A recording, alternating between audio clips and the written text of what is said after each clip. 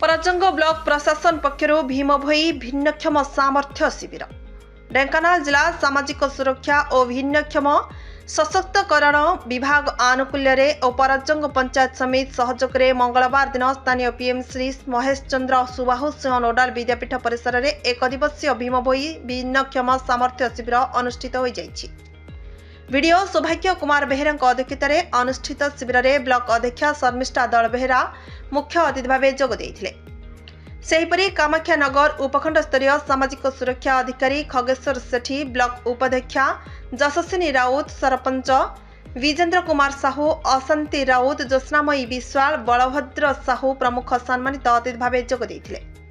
सर्वप्रथमे मंचासीन अतिथि जगतरनाथ जगन्नाथ निकट में धूप दीप प्रज्वलन करी शिविर को आनुष्ठानिक भाव शुभ उद्घाटन करथिले।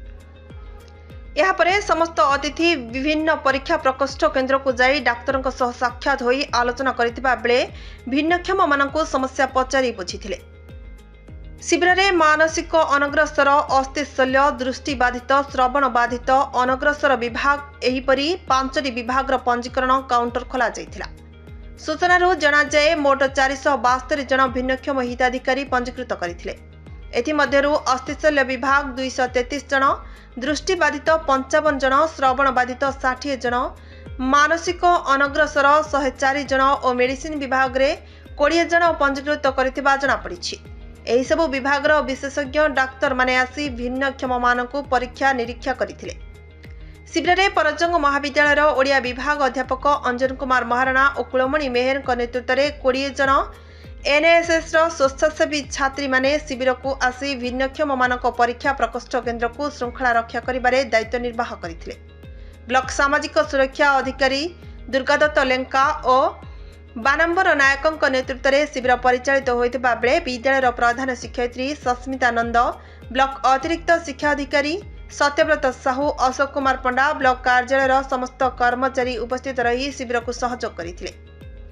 शिविर में ब्लॉक परिमल संयोजक ज्योतिरंजन बारिक स्वच्छता और सेवा कार्य में नियोजित होगा उपस्थित समस्त अतिथि कर्मचारी और महाविद्यालय छात्री माने संकल्प नैथिले।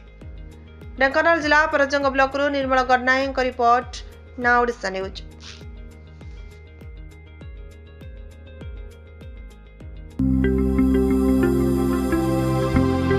लेटेस्ट न्यूज अपडेट पाई www.nowodisha.com को लॉगिन करंतु।